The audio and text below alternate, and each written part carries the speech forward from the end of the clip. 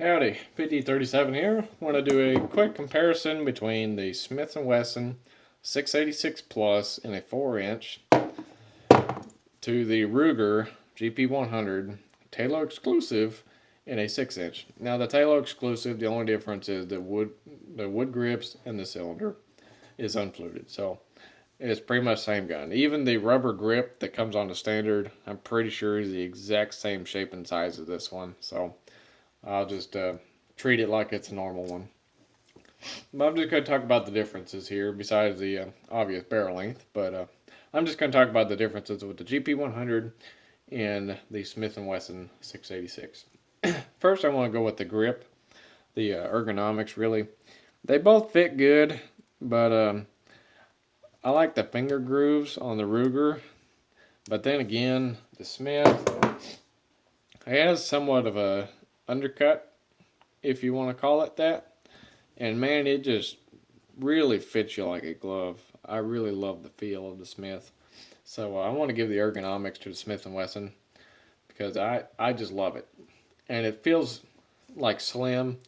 It's kind of like what you're used to with, like, say, like a 1911 or just a typical polymer pistol. It's just a kind of a slim grip that most of us are used to. Whereas the Ruger, it really fills out your hand. If you like that feel, I mean, it feels good. Don't get me wrong, but I just prefer the Smith. And one thing I will say I don't like about the Ruger is that flat, like just aesthetically, that flat butt on it. I just don't like that. I mean, it don't look as bad in person as I thought it did online, looking at pictures. But I do just prefer that curved end. I just think that's a real nice curve. And okay, let's talk about the triggers real quick. Here's the double action on the Smith. It is like once you pull with enough pressure to break the trigger, you usually just pull it all the way through. Like there's not even any thinking about it. It just goes all the way through. It's kind of hard to stage it. See, I can, but I really got to think about it. And I got to put a lot of finger on that trigger because it's heavy. I can't hardly stage it just using the tip of my finger. The single action, it's really nice and crisp. There's no creep whatsoever. You just barely touch it and it's going off. The Ruger, I will say, I think it has a better double action. It seems longer in pull, but it's just smooth.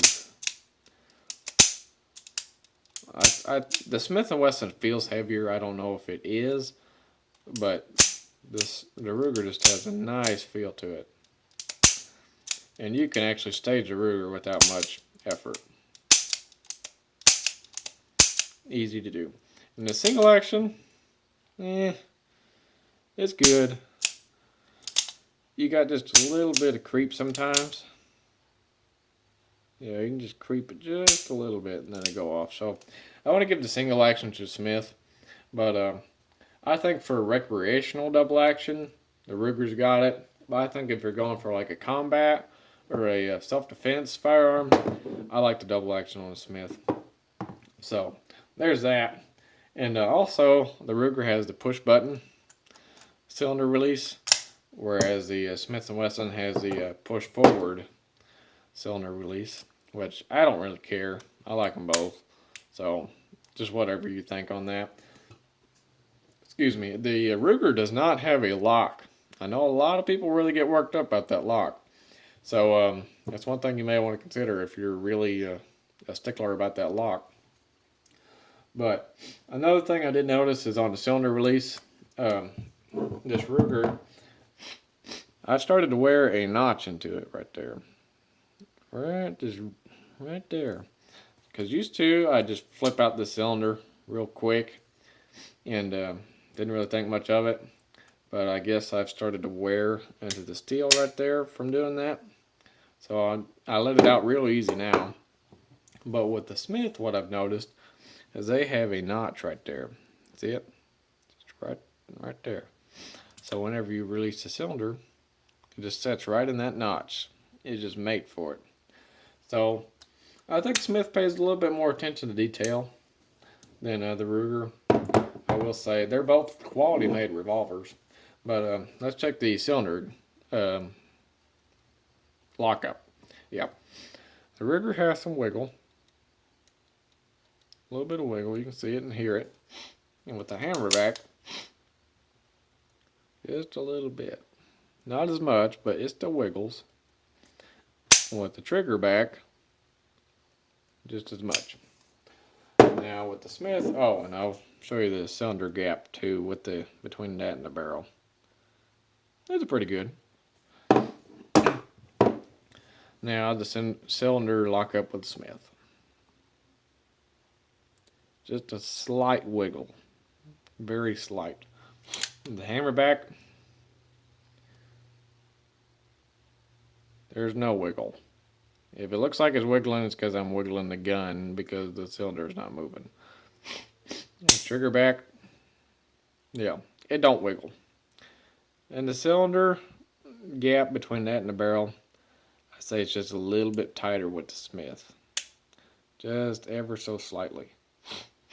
Enough to make a difference? I doubt it. But anyway, and one thing I don't like about the Smith, like I understand its functionality to see if it's loaded or not. I just think that looks like somebody beat that with a hammer and just bent it up. So that and the trigger, I don't like how they did not polish the trigger. You spend $700 on a gun and they don't polish the trigger.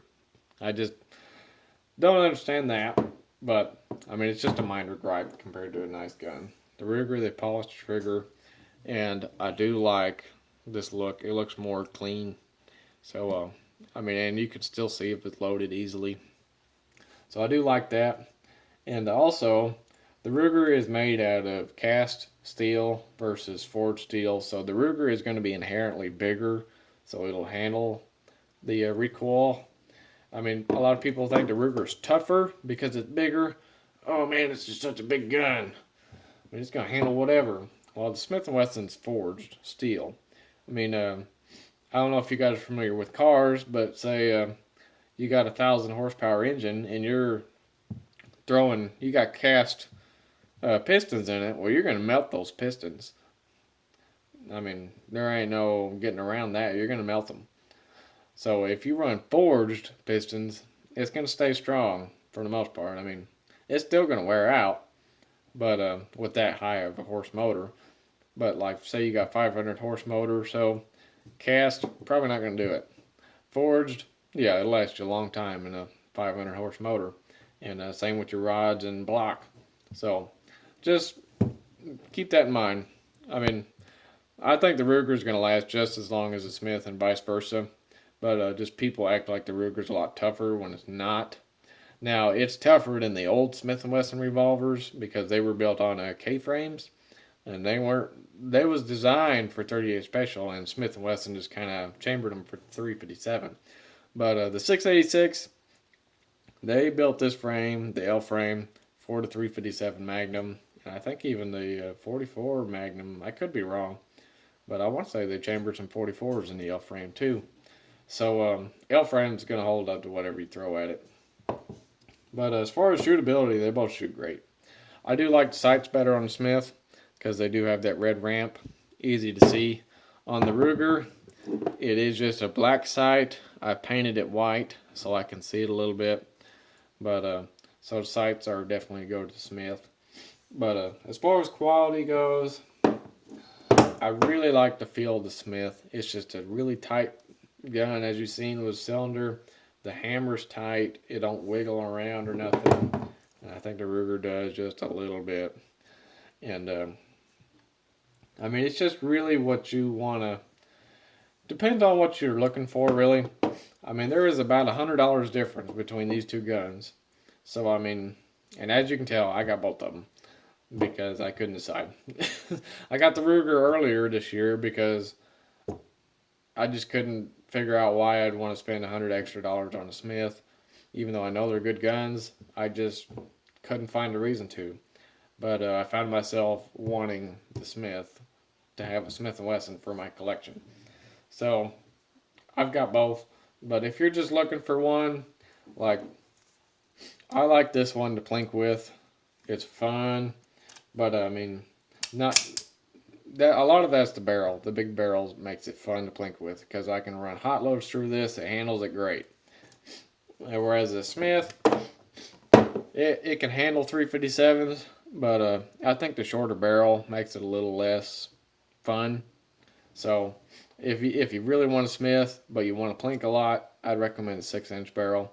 But if you're going to set it on a nightstand or something and not shoot it too often, or you want to shoot a bunch of 38 specials, I'd go with a 4-inch barrel. And also, I mean, I'm sure the same applies to the Ruger. But I did shoot some 158 grain 357s through this, and it handled them very nicely. So, I mean, it'll handle them nice, but if it's just the really hot stuff that's not so nice.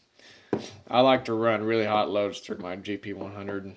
It's just fun to shoot, I think. But anywho, but really, like I said, it just comes down to value. Whatever you, I mean, if you preferred Smith because it's Smith, get Smith.